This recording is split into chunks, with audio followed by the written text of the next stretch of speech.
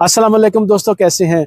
आज मैं अगर ये कहूँ कि जो बैरून ममालक में यूरोप, अमेरिका, कनाडा, ऑस्ट्रेलिया या के अरब ममालक में या जापान, कोरिया कहीं भी बैरून ममालक में रहने वाले बड़े भाई पाकिस्तान में रहने वाले अपने छोटे भाइयों के सबसे बड़े दुश्मन हैं, तो आप एक दफ़ा तो गुस्सा होंगे मुझ पे, लेकिन थोड़ी सी मेरी गुजारिशात सुनिएगा, फिर उसके बाद फैसला कीजिएगा कि मेरी ये बातें सही हैं या गलत हैं।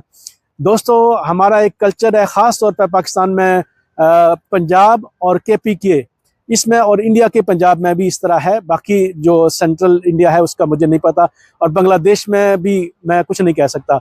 लेकिन अगर हम पाकिस्तान और अफ़गानिस्तान और इंडिया की बात करते हैं तो अक्सर अगर घर का एक फ़र्द बैरून मुल्क चला जाता है तो जो पीछे हैं उसके रिश्तेदार, ख़ास तौर पर छोटे भाई, वो समझते हैं कि भाई उनके लिए तो अब दुनिया जन्नत है, वो खाएंगे पिएंगे मज़े करेंगे, ना पढ़ाई की ज़रूरत है, भाई बाहर चला गया है, सेट हो गया है, अब हमें भी एक दिन बुला लेगा, तो इतनी ज़िंदगी में पढ़ाई वगैरह में इधर दिमाग खपाने की क्या ज़रूरत है। यहीं से गलती शुरू होती है, क्योंकि आप जो है अपने भाइयों के लिए आसानियाँ पैदा करते हैं, और वो आसानियाँ उनके लिए एक नकारा और बेकार शख्स बनने में बहुत ज़्यादा जो है वो मावन होती हैं। आपको तो चाहिए कि उनके लिए थोड़ी मुश्किलात पैदा करें, उनको एहसास हो कि उन्होंने पढ़ना है, कुछ हुनर सीखना है, ना कि क्योंकि आप शौकी, बाज़ औक़ात कुछ लोगों को शौकी मारने की भी आदत होती है कि जी मेरा भाई या बड़ा भाई बहुत शौकी मारता है, जी मैं छोटे को अय्याशी करा रहा हूँ। आप अय्याशी नहीं करा रहे, आप एक नकारा शख्स पैदा कर रहे हैं अपने घर में।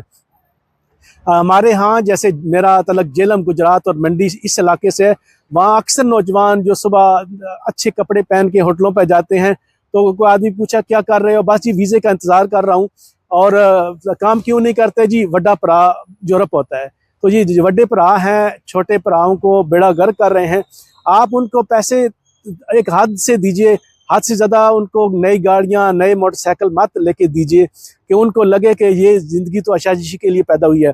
आप यहाँ पे शिफ्टें कर करके इतने इतने घंटे काम करके उनको पैसे भेजते हैं, वो इस चीज़ की कदर करें, क्योंकि जब तक वो खुद ये काम नहीं करेंगे उनको तब एहसास होता है। जब वो यही वो शहज़ादे जो हैं बाहर आते हैं तो अक्सर फिर वो लड़ाई झगड़ा काम के आदी नहीं होते। आपने उनको इतनी आसान ज़िंदगी दे दी होती है पाकिस्तान में या अफ़गानिस्तान में या इंडिया में, कि फिर वो यहाँ आके काम नहीं करते।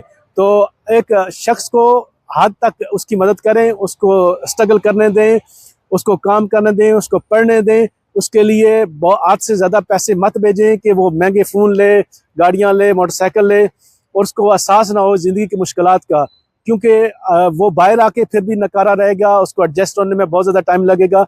अगर आप उसको वहीं पे एक हिसाब से चला के रखेंगे, वो एक अच्छा इंसान, एक मजबूत इंसान बनेगा, उसके अंदर भी कुछ करने का जज्बा होगा। यही वजह है कि जो लोग पहली जनरेशन बाहर आते हैं वो बहुत ज़्यादा मेहनत करते हैं, स्ट्रगल करते हैं, वो बहुत मजबूत होते हैं अंदर से। लेकिन जो सेकंड जनरेशन है वो नकारी है, जराइम की तरफ चली जाती है, वो मनशियात की तरफ चली जाती है, क्योंकि उनके अंदर कोई गोल नहीं होता।